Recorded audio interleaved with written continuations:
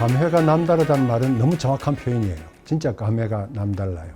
왜냐면 나는 이제 대학의 토목공학과에서 수자원을 전공하고 가르쳐 왔던 사람인데 약 한 25년 전서부터 물을 통합적으로 관리해야 된다라고 하는 이야기를 해왔었어요. 과거에는 그거를 전부 다 따로따로 관리했어요. 강이나 댐에 있는 물은 A라는 부서에서, 하수처리장에서 나오는 물이라든지 상수도라든지 이런 거는 또 B라는 부처에서 이렇게 막 나누어져서 관리를 했어요. 근데 이게 그냥 물이잖아요. 이게 따로따로 떨어져 있는 게 아니에요. 통합해서 관리하는 것이 훨씬 더 효과적일 것이라고 하는 것이 우리 전문가들의 생각이었죠. 그래서 실제로 유럽에서는 그렇게 많이들 해오고 있었고, 국가물관리위원회가 만들어지게 되는 법적인 근거가 생겼고, 개인적인 일이긴 하지만 내가 이제 초대 1대 국가물관리위원회 위원장이 된 거예요. 전문가로서 또 그리고 우리나라에 살고 있는 어른으로서 내가 해야 될 사회적인 책무를 어느 정도 했다라는 차원에서 나는 개인적으로 감회가 깊기도 하고, 또 한편으로는 국가의 물 관리 체계가 이제 올바른 방향으로 가게 되었다. 그것이 이제 큰 보람이기도 하고, 그런 이제 흐름에서 일을 해왔는데 어쩌다 보니까 벌써 2년이 지나갔네요. 지난 2년 동안에 굉장히 논란이 많았던 금강과 영산강의 4대강 때 만든 보처리 문제를 완전한 형태는 아니지만 어쨌든 우리가 결정을 했고, 그리고 여러분들한테 나눠준 제1차 국가물관리 기본계획이라는 게 있잖아요. 이게 우리나라에서 처음으로 만들어진 것이에요. 그래서 나는 굉장히 큰 보람을 느끼고 있어요. 우리 모든 국민들이 물을 이용하고 물에 접하고 물을 관리하는데 전부 다 1차적인 이해관계자들이에요. 그 이해관계자들의 의견을 우리 나름의 방법으로 최선을 다해서 많이 들었다. 우리 거버넌스라고 얘기하잖아요. 의사결정 구조가 장관이면 장관 또는 위원장이면 위원장이 이거 합시다 이렇게 결정하는 것이 아니라 그 관계되는 사람들이 최대한 많이 모여서 의견을 제시하고 그 의견에 대해서 토론하고 그런 과정을 거쳐서 이 계획이 만들어졌다. 이것이 무엇보다 중요한 의미라고 생각해요. 기본계획 만들기 전에 우리 강을 앞으로 어떻게 관리하면 좋을까? 나름대로 원칙이 있어야 되잖아요. 우리가 많은 토론을 거쳐서 우리 강 자연성 회복 구상이라는 걸 만들었어요. 그런 과정에서 전문가 그룹이라고 할 수 있는 전문 학회들이 있어요. 뭐 예를 들어서 환경공학회라든지 한국수자원학회라든지 이런 전문 학회들이 있는데 그 전문 학회 14개가 우리 위원회하고 네트워크를 갖고 있어요. 간담회 형식으로 의견 교환도 하고, 환경단체들의 의견도 굉장히 중요한 의견들이 많이 있어요. 또 하나 물 쓰는 굉장히 중요한 파트너가 있어요. 농민단체예요. 전국에 중앙조직을 갖고 있는 농민단체가 10개가 있어요. 그 10개 대표들하고도 간담회도 하고 의견 교환도 했어요. 그런 과정에서 완벽하진 않지만 어느 정도의 신뢰관계가 생겼다. 그거는 굉장히 중요한 성과라 생각해요. 조금 변화가 있었던 것이 뭐냐면 국가물관리위원회가 생기기 전에 그 전신이라 할 수 있는 게 통합물관리 비전 포럼이라는 게 있었어요. 그 비전 포럼에 내가 위원장을 맡고 있었어요. 그때 우리나라 국가물관리 기본계획의 개념을 잡았는데 그때 잡은 개념의 비전이 뭐였냐면 인간과 자연이 함께 누리는 생명의 물이었어요. 지금은 어떻게 바뀌었냐면 인간과 자연의 위치가 바뀌었어. 자연과 인간이 함께 누리는 생명의 물로 바뀌었어요. 결국은 우리 주변의 자연 환경이 건강해야 우리 사람도 그 자연 속에 사는 사람이라 우리도 건강할 수 있는 거잖아요. 그래서 국가물관리 기본계획에는 자연과 인간이 함께 누리는 생명의 물이라고 하는 비전을 갖고 있고, 여기 보면 유역 공동체의 건강성 증진, 미래 세대의 물 이용, 그 다음에 기후위기에 강한 물 안전이잖아요. 자, 공동체라는 것이 여기서 왜 중요하냐? 수도권에 있는 사람의 거의 대부분은 한강물을 이용하는 사람들이에요. 모든 사람이 안심하고 수도의 국조에서 나온 물을 마시자는 것이 목표인데 나는 지금 마셔도 된다고 생각해요.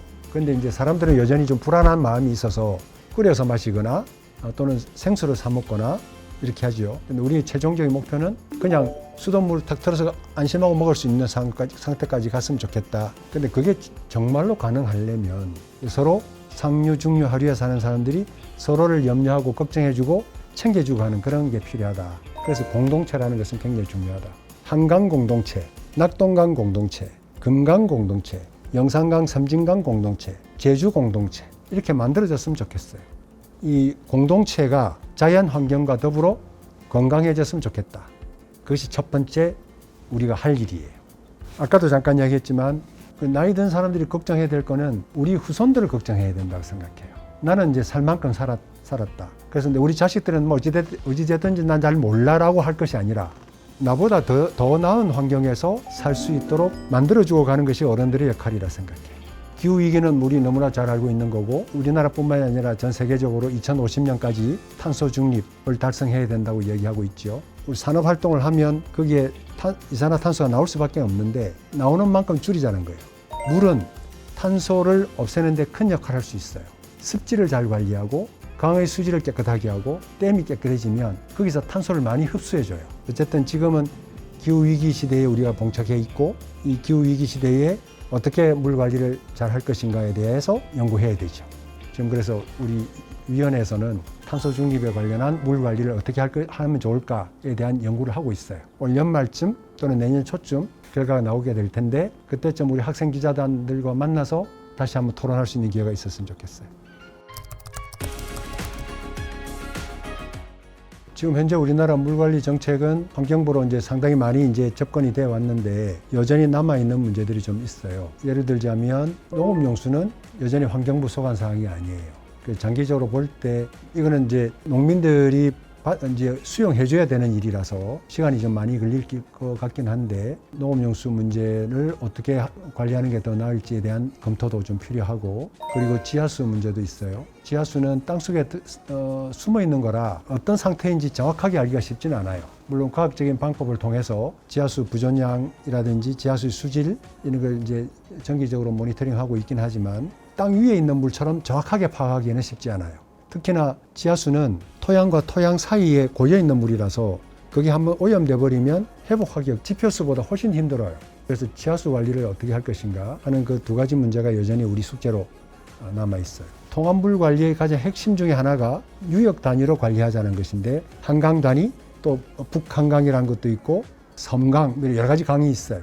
그 강 단위별로 또 이런 거버넌스를 만들어서 우리 강은 이렇게 관리했으면 좋겠어요 라고 하는 논의가 좀 필요할 것 같아요. 이 거버넌스를 좀 더 세분화하고 확대해 나갈 필요가 있다. 예를 들자면 영산강, 섬진강 유역에 가면 영산강, 섬진강은 분명히 다른 강인데 지금 붙어 있어요.